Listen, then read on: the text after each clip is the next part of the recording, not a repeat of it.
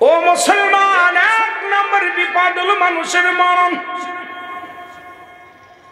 এই মরণের পেয়ালা পান করতে হবে, এর মধ্যে কোনো সন্দেহ নাই।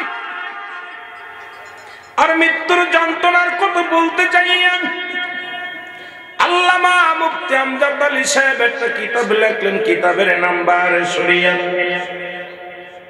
এই কিতাবের মধ্যে উনি লিখতে যেয়ে বললেন, দুনিয়ার মানুষ শোনো, যখন কোনো মানুষ সাধারণ মৃত্যুবরণ করে, সবচেয়ে সহজ মৃত্যুটা হলো 70টা তাজা উটের গায়ের চামড়া জবাই না করিয়া উল্টো দিকে টান দেয়, লবণ আর মরিচ লাগা দিলে যতটুকু যন্ত্রণা হয়,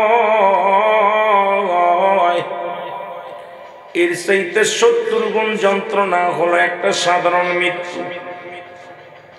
এর চাইতে 70 গুণ বেশি হলো একটা সাধারণ মৃত্যু। এখন আমরা অনেকেই মরণকালে পায়খানা করে দিই, অনেকেই মরণকালে প্রস্রাব করে দিই, অনেকেই মরণকালে জিহ্বাটা বাইর হয়ে যায়, অনেকের মরণকালে চোখ দুটি বড় বড় হয়ে যায়। তাদের মৃত্যুটা কত কঠিন হয় গো আল্লাহ। পৃথিবীর মধ্যে যদি সহজ মৃত্যুটা এত কঠিন হয় রে,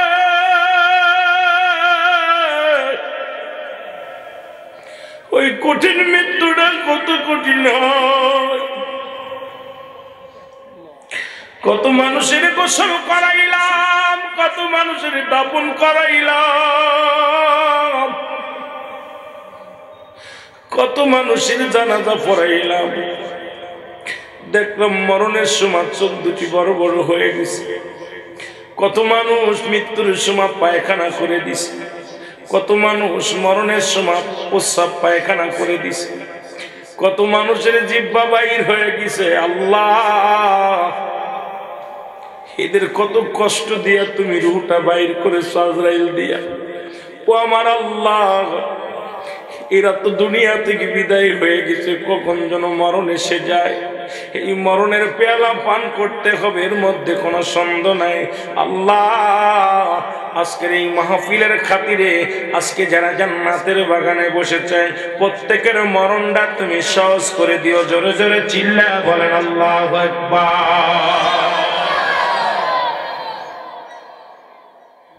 সবচাইতে সহজ মৃত্যু যদি 70টা তাজা উটের গায়ের চামড়া জবাই না করে উল্টো দিকে টান দিয়ে লবণ আর মরিচ লাগাই দিলে যতটুক যন্ত্রণা হয়, এর চাইতে 70 গুণ যন্ত্রণা।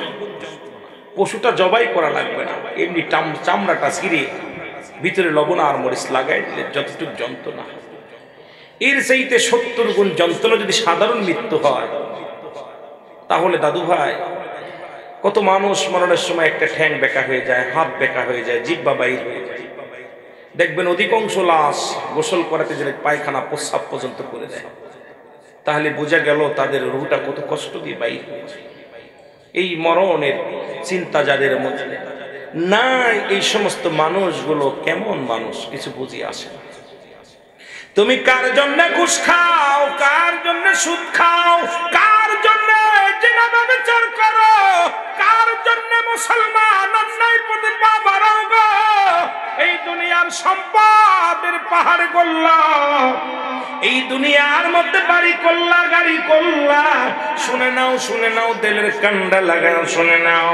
এই দুনিয়ার সম্পদ খাবে লোকে, তোমার দেহ খাবে পোকে। সম্পদ কিসে খাবে? সম্পদ খাবে লোকে, তোমার সম্পত্তি খাবে লোকে।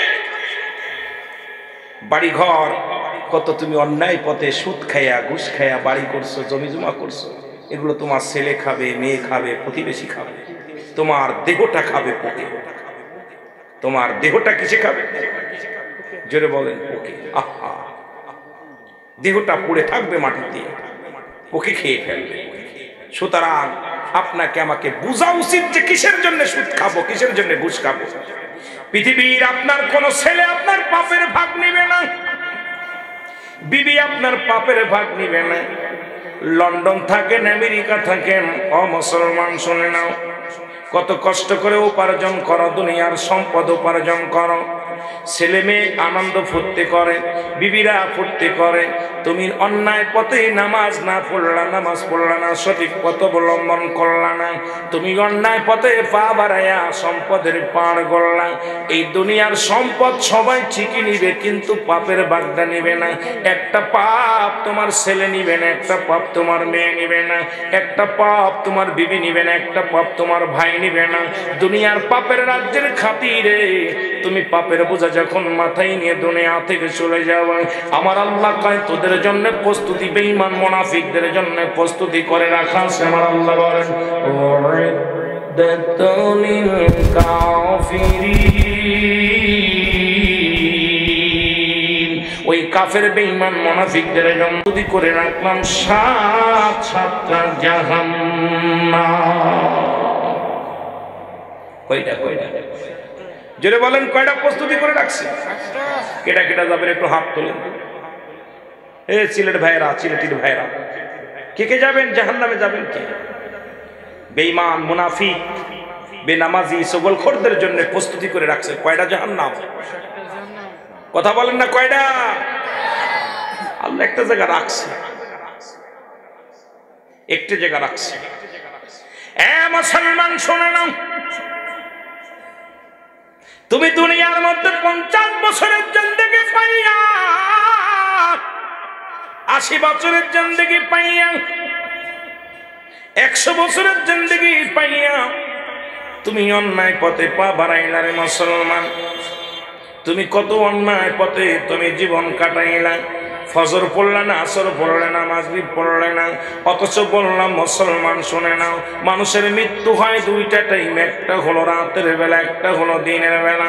আল্লাহ কয় বান্দার আমি দিন শুরু করেছি নামাজ দিয়া। এখন কে কে নামাজ, ফজরের নামাজটা কে কে পড়ছেন? যদি হাত উঠাইতে বলি হয়তো হাতে গোনা কয়েকজন উঠবে রে মুসলমান। আমার দাদু ভাইয়ের একটু মনটার খেয়াল করবেন বাবারা আমার, আস্তে। মুসলমান গভীর মনোযোগ। মৃত্যু হয় দুইটা টাইমে, একটা হলো রাতের বেলা আর একটা হলো দিনের বেলা। আপনি সুন্নি বলে দাবি করেন, নবীর প্রেমিক বলে দাবি করেন, আল্লাহর গোলাম বলে দাবি করেন, কেমন করে দাবি করলেন মুসলমান? এখন আল্লাহর গোলাম হিসেবে দাবি করেন মুসলমান। ফজর 2 রাকাত নামাজ যখন তুমি আদায় করলা, সঙ্গে সঙ্গে তুমি হয়ে গেলে আমার আল্লাহর গোলাম। এবার 2 রাকাত সুন্নাত নামাজ তুমি আদায় করছো সর্বপ্রথম রে মুসলমান, তুমি হয়ে গেলে আমার রাসূলের প্রেমিক। এখন সুন্নাতও পড়ো নাই, ফরজও পড়ো নাই, তুমি সারা দিন ভরে আল্লাহর নাফরমান বান্দা হয়ে ঘোরাঘুরি করলা। তুমি যদি ইন্তেকাল করো, আমার আল্লাহ রাসূল তোমার জীবন জিম্বাদারে রাখবে না রে মুসলমান। আমার নবী তোমারে চিনবে না, আমার আল্লাহ তোমারে চিনবে না। জোরে জোরে চিল্লায়া বলেন ঠিক কিনা? বলো যে আমার নবী, আমার রাহমাতাল লিল আলামিন নবীর প্রেমে খুব কান্দ, কিন্তু ফজরে 2 রাকাত সুন্নাত পড়ো নাই, মুখের মধ্যে দাড়ি মোবারক রাখো নাই, আবার নবীর সুন্নাত তরিকায় চলো না, আবার নবী কয়া খুব ফালাফালি করো, নবীর জন্য জীবন দিয়ে দিতেছে। আল্লাহ তোমার গোলাম, আল্লাহ আমরা আল্লাহর গোলাম। এখন আপনি যদি পৃথিবীর মধ্যে আপনি কাউকে কিষান রাখেন বা কামলা রাখেন, সে যদি আপনার কর্মচারী ঠিক মতো কাজ না করে, তাকে বেতন দিবেন না। তদ্রূপ আমার আল্লাহর যদি গোলামি ঠিক মতো না করেন, আপনাকে কখনো স্বীকৃতি আমার আল্লাহ দিবে? যেটা বলেন দিবে। এ মুসলমান, দিনের বেলা তোমার মৃত্যু হয় না, রাতের বেলা হতে পারে গো। রাতের শুরু হলো মাগরিব, রাতের শুরু হলো মাগরিব, 3 রাকাত ফরজ নামাজ যখন আদায় করলা, সঙ্গে সঙ্গে তুমি হয়ে গেলে আমার আল্লাহর গোলাম। কার গোলাম? যারা বলেন কার গোলাম? আল্লাহর গোলাম। লজ্জা পাননি? কোথায়? এখন আল্লাহর গোলাম কইলে যদি লজ্জা পান, তার মাহফিলে বসার দরকার নাই। আমার আল্লাহর গোলাম হতে হলে এখন গোলামি করা লাগবে যারা ফজর মাগরিবের নামাজ পড়েন নাই, আল্লাহর গোলাম হতে পারেন নাই, শয়তানের গোলামি করেছেন, কারণ নামাজটা ছেড়ে দিয়েছেন। শয়তান আপনাকে ধোঁকা দিছে, নামাজ থেকে ফিরাইয়া রাখছে, শয়তান জয়লাভ করেছে। আমার আল্লাহ বড় কষ্ট পাইছে বান্দার উপরে। ও মুসলমান শুনে নাও, এবার তুমি 2 রাকাত সুন্নাত নামাজ তুমি যখন আদায় করলাম, সঙ্গে সঙ্গে তুমি হয়ে গেলে আমার নবীর প্রেমিক। এখন যারা সুন্নাত আদায় করেন নাই তারা নবীর প্রেমিক হতে পারেন নাই। মুখে মুখে বলেন ভালোবাসি ভালোবাসি ভালোবাসি, এই ভালোবাসার কোনো দাম নাই, কাজে পরিণত করতে হবে, কাজে কলমে দেখাইতে হবে। জোরে জোরে বলেন ঠিক কিনা? আল্লাহর নবী ডাক দিয়ে বলেন, সাহাবীরা রে, তোমরা কি আমার সাথে জান্নাতে যেতে চাও? কে কে আমার সাথে জান্নাতে যেতে চাও?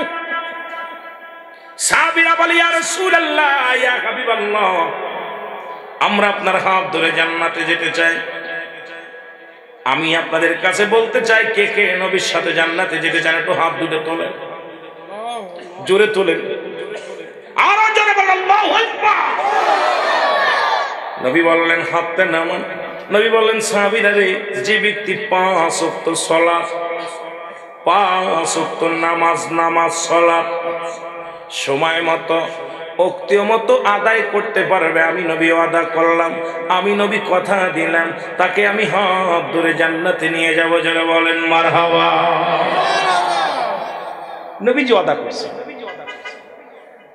এই নবী ওয়াদা করছে, যদি কোনো ব্যক্তি 5 ওয়াক্ত সালাত সময় মতো অক্তীয় মতো আদায় করতে পারে, আল্লাহর নবী তার হাত ধরে জান্নাতে নিবে। জোরে বলা যাবে না মারহাবা? আরো জোরে বলা।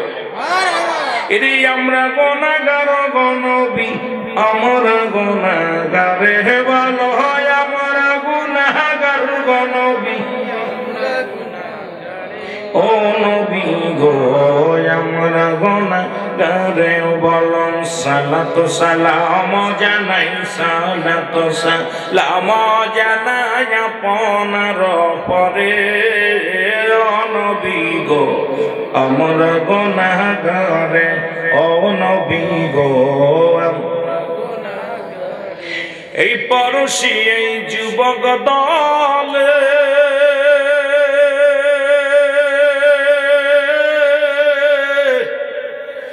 নবী কাঁদি আপনার প্রেমের চলে গো,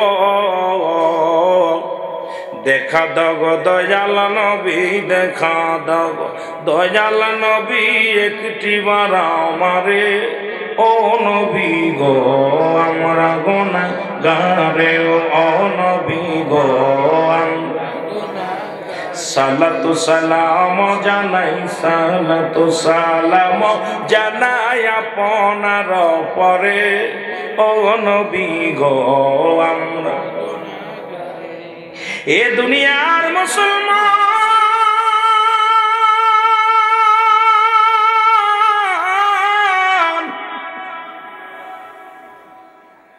নবীর সাথে যদি জান্নাতে যেতে চাও, তাহলে সালাত আদায়ের দরকার আছে কিনা? জোরে বলেন আছে কি? নবী আর এমনি দুনিয়ার মধ্যে আসেন, নবী বলতেছেন হায়াতি খায়রুন লাকুম ও মামায়াতি খায়রুন লাকুম, আবার বলছেন ওয়াফাতি খায়রুল লাকুম। মুসলমান শুনে নাও, দিলের কান্ডা লাগা শুনে নাও, এই নবী দুনিয়ার মধ্যে আগমন করেছেন উম্মতের কল্যাণের জন্য। উম্মতেরা শরীয়ত তরিকত হাকিকত মারফত যেদিকে তাকাইবে সেদিকেই আমার নবী। আজকে নবী নামাজ আনছে, আজকে নবী রোজা আনছে, আজকে নবী ইসলাম আনছে, আজকে নবী পর্দা আনছে। আজকে সেই বিধান না মানিয়া হালাল হারাম বুঝতে পারি না। আজকে নবীর তরিকা করো, কও মুসলমান তুমি কেমন মুসলমান, কেমন মুমিন, কেমন মুত্তাকিন বলে দাবি করো। নবীর উম্মত বলে যদি দাবি করতে হয়, আমার নবীজির আদর্শ আপনাদের ভিতরে থাকার দরকার আছে কিনা? আর একটু জোরে জোরে চিল্লায় বলেন আছে কিনা? এই মুসলমান গভীর মনোযোগ, কথাগুলো খেয়াল করবেন দিলের কান্ডা লাগাইয়া। নবীর এক সাহাবী নাম হলো আব্দুল্লাহ আনসারী। নাম কি? আব্দুল আনসারী। জেরে বলেন নামটা কি? আব্দুল আনসারী। আব্দুল্লাহ আনসারী রাসূলকে এত ভালোবাসতো, এক ওয়াক্ত নামাজ নবীজির পিছ থেকে ছাড়ে নাই।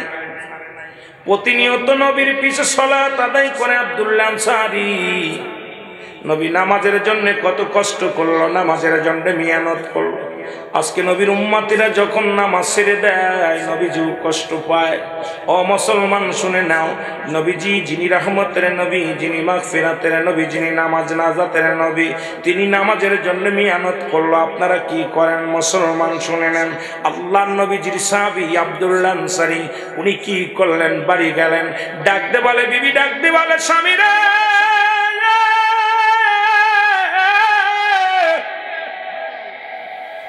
আল্লাহর নবী কি ওয়াজ করছে একটু আমার জানায়া দিয়া যাও। আব্দুল্লাহ আনসারী বলে বিবি রে, ও আমার সিলেটবাসী বাবারা শোনো, আপনাদের যাদের বিবি আছে আজকে ওয়াজটা বাড়ি নিয়ে বলবেন, একটু বাড়ি নিয়ে যাবেন, ওয়াজটা এখানে রেখে যাবেন না, বাড়িতে নিয়ে যাবেন। আনসারী বলে নবী বিবি রে, আমার নবীজি বলছে কোন ব্যক্তি 5 ওয়াক্ত সালাত সময় মতো যদি আদায় করতে পারে আল্লাহর নবী নাকি তারে হাত ধরে জান্নাতে নিয়ে যাবে, সঙ্গে নিয়ে যাবে। বিবি চোখের পানি ছেড়ে ডাকতে বলে স্বামী,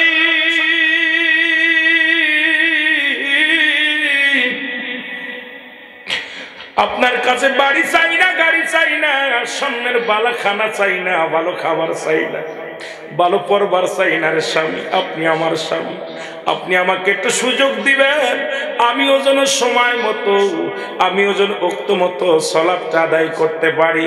আপনি কিয়ামতের ময়দানে রাসূলুল্লাহর হাত ধরে জান্নাতে যাবেন, আমিও আমার নবীর সাথে জান্নাতে যেতে চাই। জোরে জোরে বলেন মারহাবা। আর আমাদের বউগুলো ইটালি রয়েছে, আমরা রয়েছি আমেরিকা, লন্ডন। ফোন দেয় বাড়ি থেকে, আমার আসার সময় 2টা বালা নিয়ে আসো, স্বর্ণের পুতুল নিয়ে আসো। আমার জন্য রঙিন টিভি কেন, কালার টিভি এনে দাও, 22 ইঞ্চি টিভি, এরপরে লাগায় ফেসবুক কি লাগাই দাও যেন, ওই যে আপনার এই তার লাগানে কি যেন নেট চালায়, ওয়াইফাই এনে দাও। কিন্তু আমাদের বিবিগুলোকে একদিন দাবি করছে, স্বামী আমার জন্য একটা হিজাব নিয়ে আসো, আমার জন্য সুন্দর একটা জায়নামাজ নিয়ে আসো, আমার জন্য একটা তসবিহ নিয়ে আসো, আমার জন্য একটা নামাজের খাট নিয়ে আসো, আমি ওখানে বসে বসে ইবাদত করব। তুমি আমার জন্য কিচ্ছু দরকার নাই, তুমি আমার জন্য একটা বোরকা নিয়ে আসো, আমি নামাজ পড়বো, আমার জন্য একটা নামাজ শিক্ষার বইটা নিয়ে আসো, আমি যেটুকু ভুল ত্রুটি আছে এগুলো শিখে দিই, সূরা কিরাত গুলো শিখে দিই। দাবি করি শুধু এটা দাও, ওটা দাও, শাড়ি দাও, কাপড় দাও, বা আমার ঘরটা ঠিক করে দাও, আমাকে টিভি দাও, ছেলের জন্য ইংলিশ মিডিয়াতে পড়াও। কত দাবি করতেছি, কিন্তু একদিন কি দাবি করছেন, স্বামী আপনার কাছে কিচ্ছু চাই না, আপনি আমাকে 5 ওয়াক্ত সালাত আদায় করার সুযোগ দিবেন, হালাল খাদ্য খাওয়াবো, বাড়ি গাড়ি কিচ্ছু চাই না, দুনিয়ার জিন্দেগি কদিনের জন্য, বাল্হুয়া খেলাম। এই দুনিয়াটা তো পচা দুর্গন্ধ মরি। মানুষের চরিত্র হলো কুকুরের চরিত্র, কুকুর যেমন মরি পাইলে কাড়াকাড়ি করে, পৃথিবীর শেষ জামানার মানুষগুলো এমন সম্পদমুখী হবে, আহা বড় কষ্ট হয় যে মানুষ এত নিকৃষ্ট, এত নিষ্ঠুর হয়ে গেছে, মানুষের দিলে মায়া দয়া মমতা বলতে কিচ্ছু নাই। কি হলো, কি সমাজের মধ্যে পড়ে গেল, যেটা বলেন ঠিক কিনা?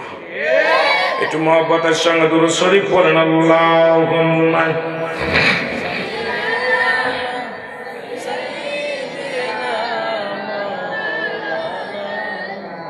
मोहब्बत बरना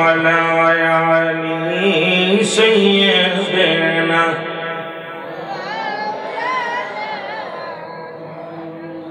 अल्लाह नबी सलात अदाय करें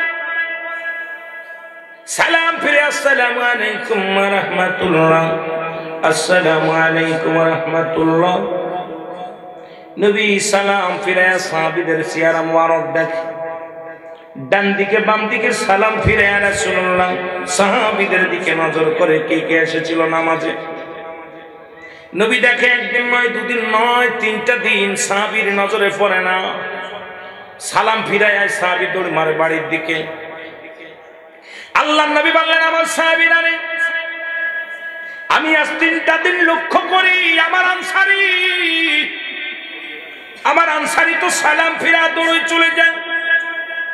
আগে তো যখন আমি আলোচনা করতাম, যতক্ষণ পর্যন্ত আমি বাইর না হতাম, আমার আনসারী বাইর হতো না, আমার আনসারী মসজিদ থেকে বাইর হতো না।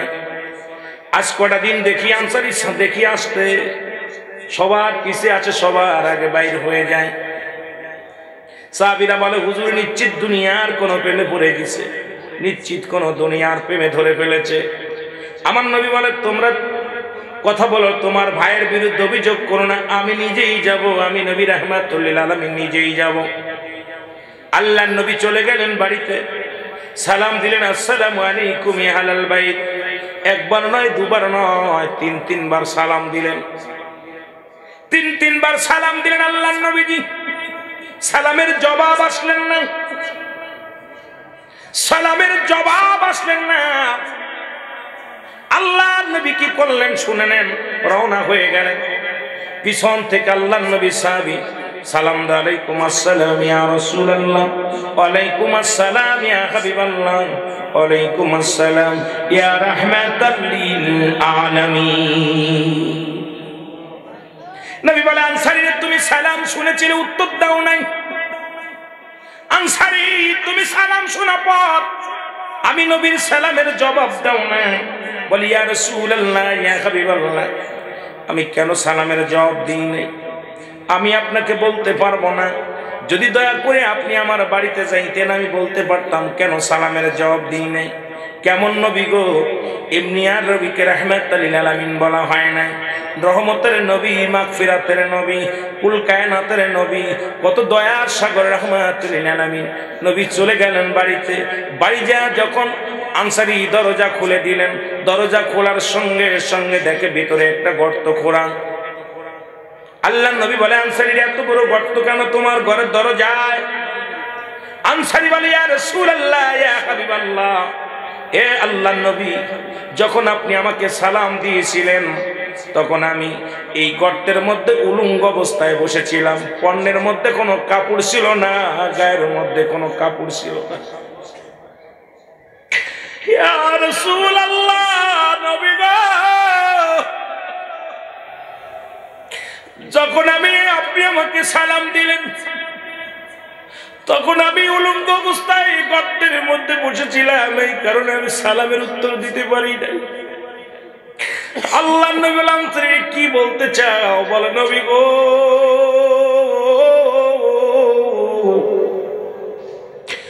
আমি এমন গরিবের গরিব,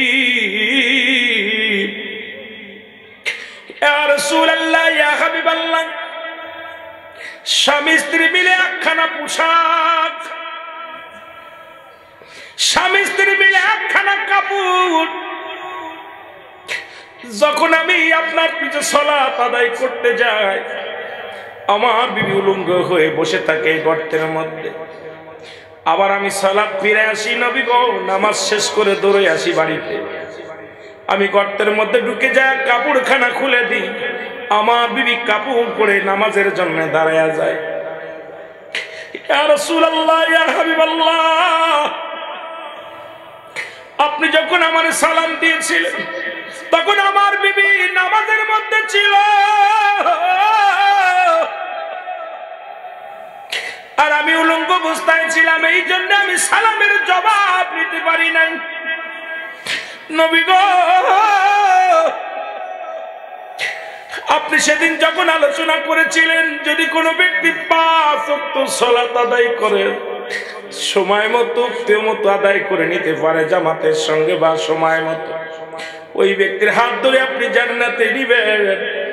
আমার বিবি আমার কাছে দাবি করছে, স্বামী রে, আমি দুনিয়ার কিচ্ছু চাই না, ভালো কাপড় চাই না, টাকা চাই না, সম্পদ চাই না, গাড়ি চাই না, আমাকে একটু সুযোগ করে দিবেন, আমি যেন সময় মতো ওক্ত মতো সালাত আদায় করে নিতে পারি।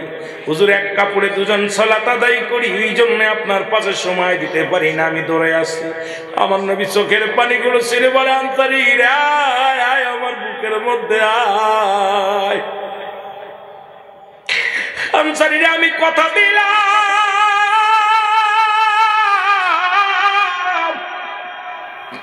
ওই ইয়াউমুল কিয়ামতের ময়দানে তোদের স্বামী স্ত্রী দুজনকে নিয়ে আমি নবী জান্নাতের মধ্যে প্রবেশ করব। আমি এখন বলি বাবারে, এই সিলেটের জমিন লন্ডনের জমিন, দ্বিতীয় লন্ডন বলা হয়। এই সিলেটের জমিনে যিনি ভিক্ষা করে খায় তারও তো এক টুকরা কাপড় নাই, যিনি রাস্তায় রাস্তায় ভিখারি তারও 2-4টা কাপড় আছে।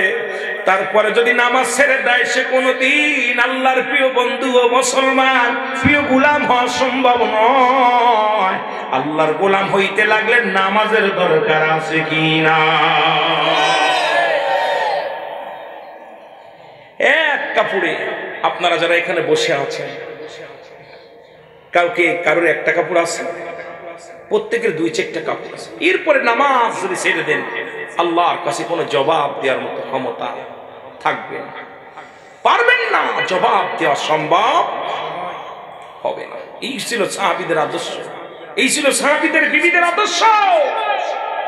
আর এখন আমাদের আদর্শ হলো টাকা পয়সা হলে 3তলা বাড়ি 4তলা বাড়ি, ভিআইপি গাড়ি, বাড়ির চিন্তা।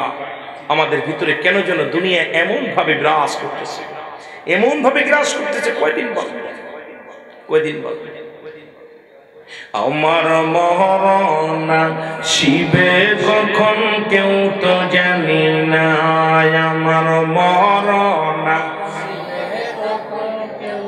এই আমি চলে যাব, আমায় তোমরা ভুইলা যাইও না, আমি চলে যাব ভুইলা যাইও না, আমার মরণ আসিবে কখন কেউ তো জানি না, আমার মরণ আসিবে। টাকা পয়সা দালান কোটা জাগা করেছি, সব কিছু ফেলাইয়া যদি একাই চলেছি রে, আমি সব কিছু ফেলাইয়া যদি একাই চলেছি। আমি যাবার কালে ভেবে দেখি আমার কেহ নাই, আমি যাবার কালে ভেবে দেখি নাই, আমার মরণ আসিবে। কুল্লু মান আলাইহা ফান, সব শেষ করে দিবে কে? জোরে বলেন কে? আর একটু জোরে বলেন কে? আল্লাহ কয় বান্দারে আমি জমিনটা আমি রাখবো না,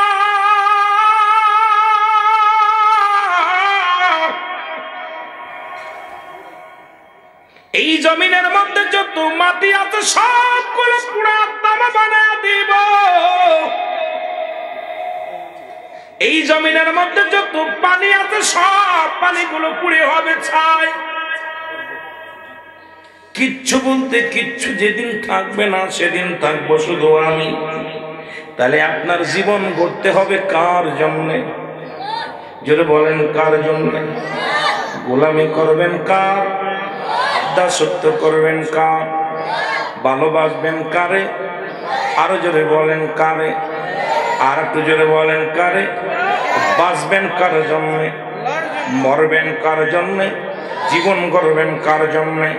আমার বাবারা একটু জোরে জোরে আওয়াজ দিয়ে কথা বলতে হবে। আল্লাহ কি কয়? ওই যে বললাম কুল্লু মান আলাইহা ফান, সব শেষ। আল্লাহ কয় বান্দারে যেদিন কিচ্ছু বলতে কিচ্ছু থাকবে না, পৃথিবীর মধ্যে 3 ভাগ পানি 1 ভাগ মাটি। এ মুসলমান, এই পানিগুলো পুড়ে হয়ে যাবে ছাই, জমিনের মাটিগুলো পুড়ে হয়ে যাবে তামা। যেদিন কিচ্ছু বলতে কিচ্ছু থাকবে না সেদিন থাকবে আমার আল্লাহ। আল্লাহ কয় বান্দারে সেদিন থাকবো আমি আমার নবীর ভালোবাসা নিয়ে। ওমা আরসালনাকা ইল্লা রাহমাতাল লিল আলামিন। জোরে জোরে চিল্লায় বলেন মারহাবা। আল্লাহ রাব্বুল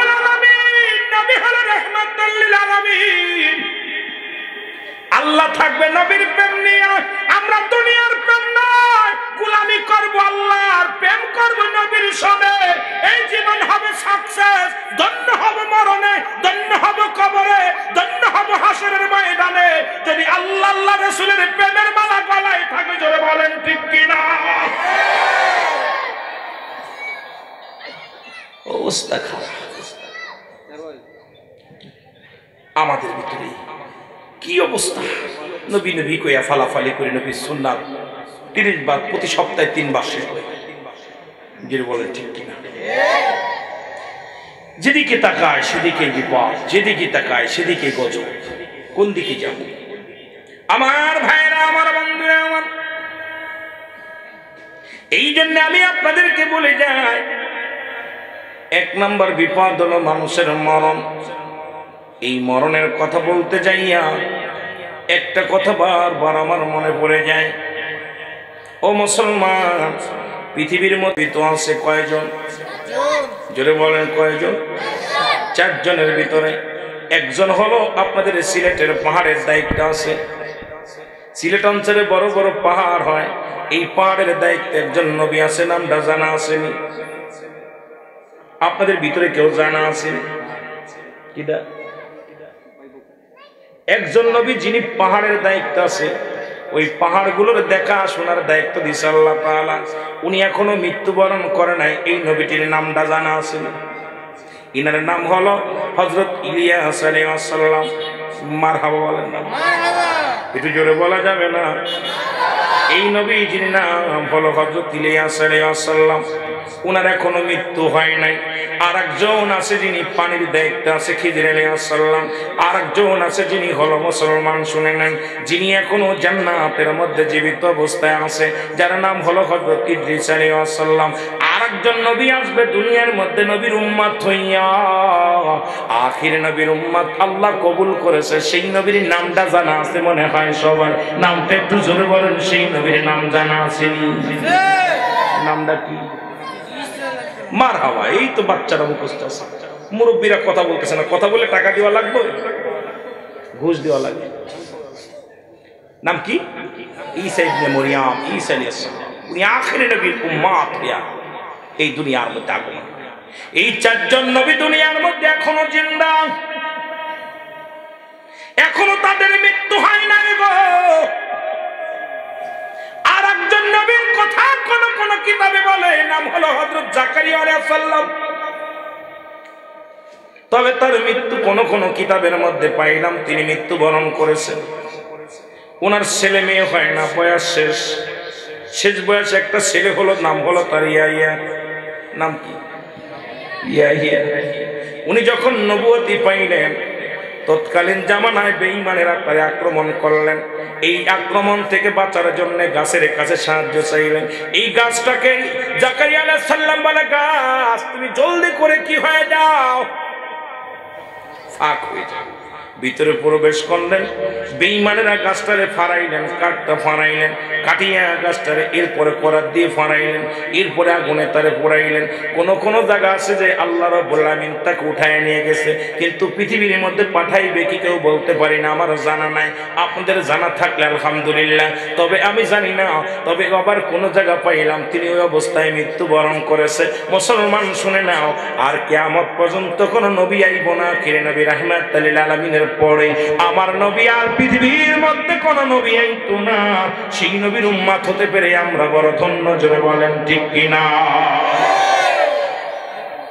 এই ইদ্রিস আলাইহিস সালামের রূহটাও বাইর হয়েছে একবার গো। জান্নাতের মধ্যে হযরত ইদ্রিস আলাইহিস সালাম আছে। আল্লাহ ডাকতে বলে, বন্ধু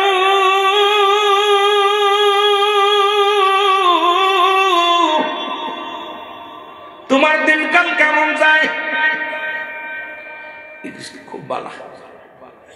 তবে আমার মাওলা গো, তোমার আজরাইল মনে হয় আমার সঙ্গে ভালো ব্যবহার করে নাই, সুব্যবহার করে নাই।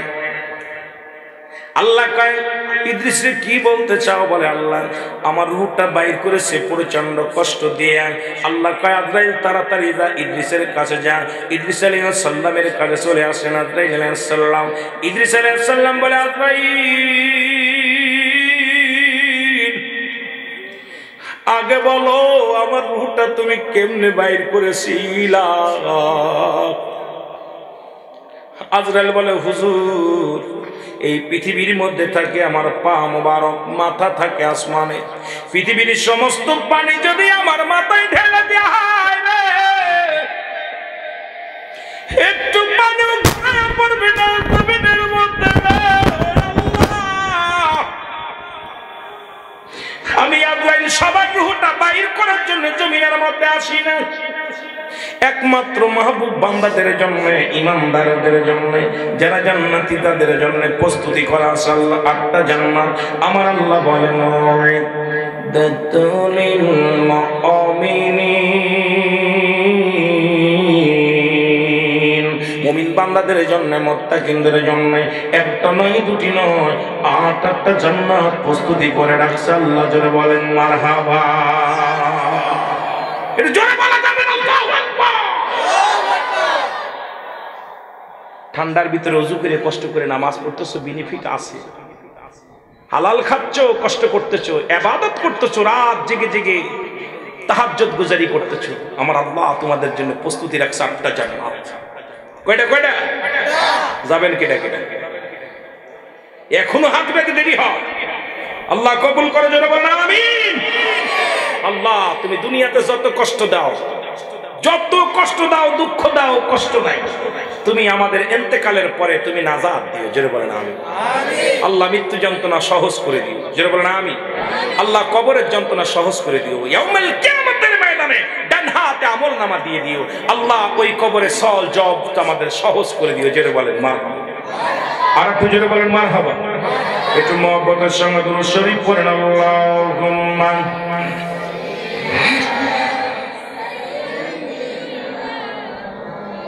একটু মহব্বত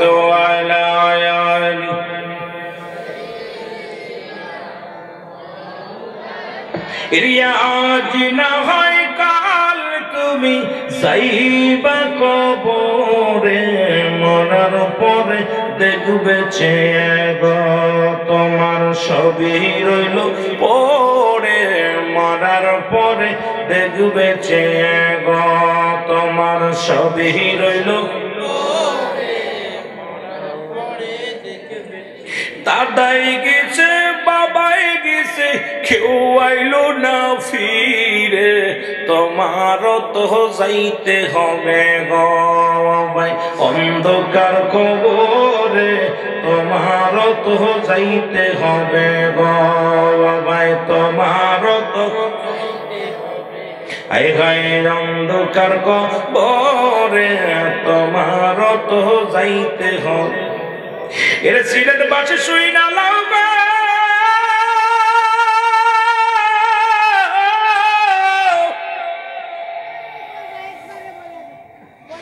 যখন আপনাদের এলাকায় যখন সিদর হলো গো বন্যার সময় মুসলমান, আমি নিজে গুনাহগার এসেছিলাম সুনামগঞ্জের জমিনে।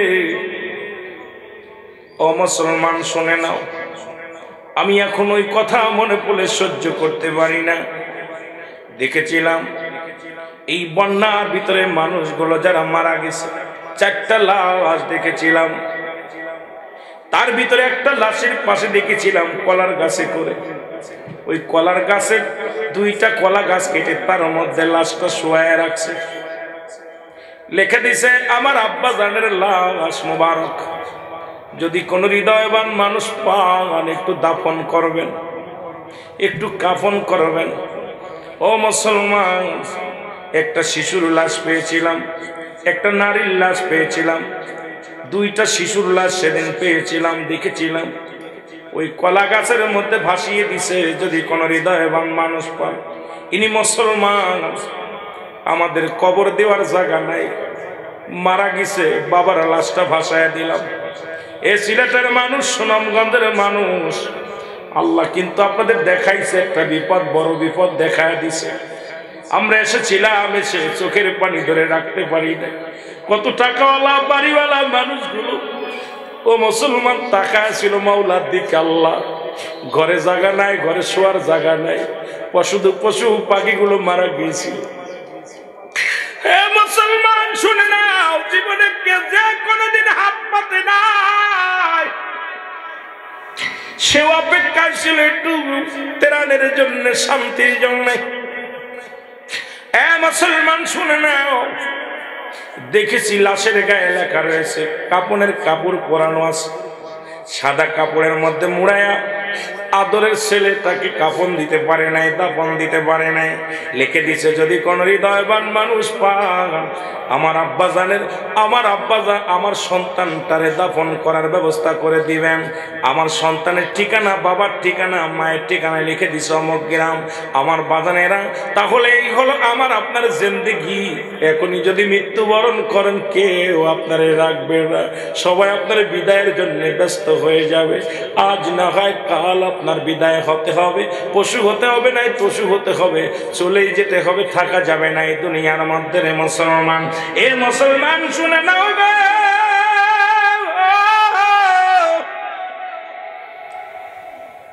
সুতরাং এই পৃথিবীর মাসির চলে যেতে হবে। আল্লাহ,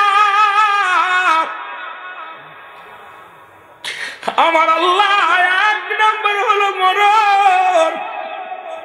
ইদ্রিস আলাইহিস সালামের কথা বলতেছিলাম। ইদ্রিস আলাইহিস সালাম বলে, আজরাইল,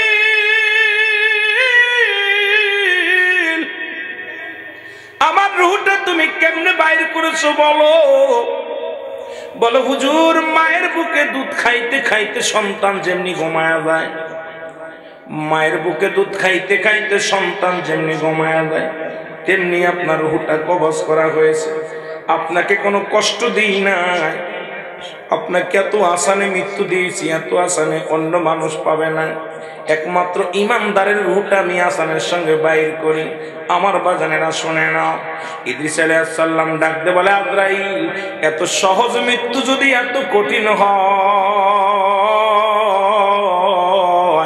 যারা মৃত্যুর সময় পায়খানা করে দেয়, যারা প্রস্রাব করে দেয়, মৃত্যুর সময় যারা এই দুনিয়ার মধ্যে জিহ্বা বাইর হয়ে যায়, যাদের এক টঙ্গ পড়ে যায়, কত মানুষের দেখেছি ঠ্যাংগুলো বেঁকা হয়ে গেছে, পা গুলো বেঁকা হয়ে গেছে, হাতগুলো বেঁকা হয়ে গেছে, সোজা করা যায় না, জিহ্বাটা বাইর হয়ে গেছে, ভিতরে ঢুকানো যায় না, চোখ দুটি বড় হয়ে গেছে, চোখ দুটি বন্ধ করা যায় না।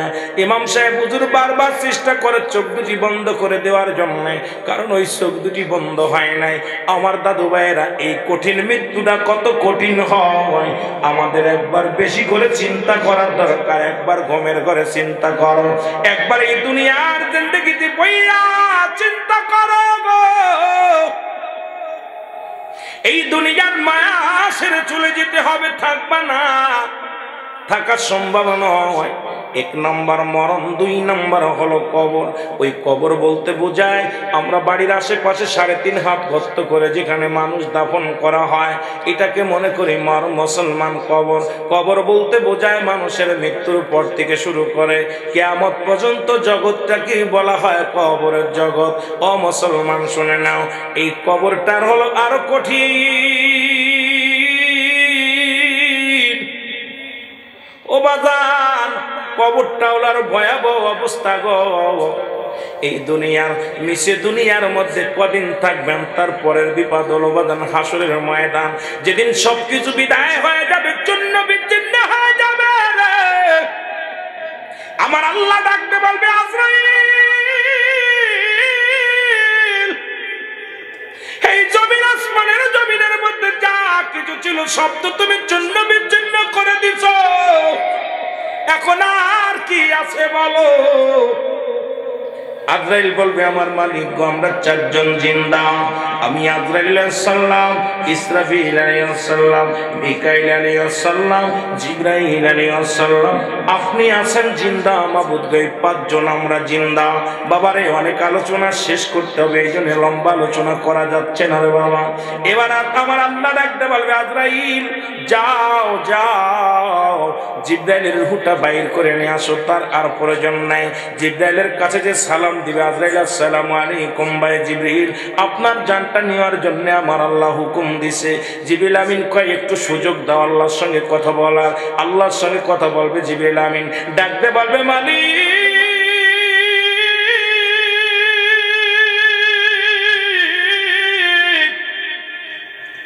আপনার হুকুমে আমি সাততলা জমিনের মধ্যে কতই না ঘোরাঘুরি করলাম, আপনার এই পানিগুলো দুনিয়ার পয়গম্বরদের কাছে পৌঁছে দিলাম, আমাকে একটু সুযোগ দেওয়া যায় না, আমাকে একটু সুযোগ দেওয়া যায় না? আল্লাহ বলবে না না না না, কারণ আমি স্রষ্টা, আমি একাই থাকবো, সৃষ্টি সব শেষ।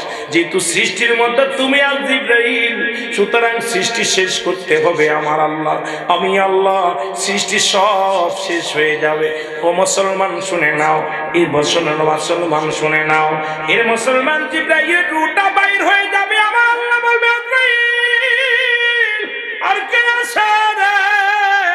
বলবে আল্লাহ আমি আজরাইল, মিকাইল আর আছে আল্লাহ, ইসরাফিল। আমার আল্লাহ ডাকতে বলবে যাও, আর দরকার নাই, মিকাইলের জানটা বাইর করে নিয়ে আসো। মিকাইলের আর প্রয়োজন নাই জমিনের মধ্যে, আর তার প্রয়োজন নাই আসমান জমিনের মধ্যে। মিকাইল একই দাবি করবে, আল্লাহ তোমার হুকুমে সারা জীবন সারা জিন্দেগি কাটাইলাম, আমাকে একটু সুযোগ দেয়া যায় কিনা? আমার আল্লাহ বলবে না, তুমি সৃষ্টি, আমি স্রষ্টা, সৃষ্টি সব শেষ হয়ে যাবে, আজরাইল আর কোনো আফিল চলবে না, নিয়ে আসো। চলে আসবে, থাকবে দুজন। বাজান রে মুসলমান শুনে নাও, আজরাইল আর হলো বাজান রে মিকাইল, ইসরাফিল। ইসরাফিল আল্লাহ বলবে যাও আজরাইল, ইসরাফিলের রূহটা বাইর করো, তবে যেন সিংহানে না পড়ে গো। ওর হাতে যে বাঁশিটা দেওয়া আছে ইসরাফিলের হাতে, ওইটা রেখে দিবা সযত্নে। ও রূহটা বাইর কর। ইসরাফিল একই দাবি করবে, আল্লাহ আপনার হুকুম মোতাবেক ওই যে আমি সৃষ্টি লগ্ন থেকে বসে আছি গো আল্লাহ, আপনার হুকুমের বাইরে আমি চলি নাই, নড়াচড়া দিই নাই গো আল্লাহ, একটু কি সুযোগ হবে না? আমার জন্য কি দয়া হবে না? আমাকে কি মুসলমান না? আল্লাহ কয় স্রষ্টার মৃত্যু নাই, সৃষ্টির মৃত্যু, তোমাকেও মরতে হবে। মুসলমান আজরাইল নিয়ে চলে আসবে, থাকবে এখন আমার আল্লাহ আজরাইল। আল্লাহ বলবে আজরাইল আর কয়জন আছে? বলবে আমি আর আপনি। আল্লাহ বলবে আজরাইল আর দেরি করো না, তোমার রূহটাও দিয়ে দাও, আর দেরি নয়, বাঁচা সম্ভব না। আমি এই জন্যে পিছনে অনেক আগের দিকে চলে গেলাম, যে পৃথিবীতে আজরাইল যিনি সারা পৃথিবীর রূহটা নিল, সমস্ত মাখলুকাতের রূহটা বাইর করলো, তার রূহটাও কবজ করা লাগবে। জোরে বলেন ঠিক কিনা? এই জন্য আমি আপনাকে বুঝাইতেছি যে আজকে আপনার দাদা গেছে, বাবা গেছে, নানা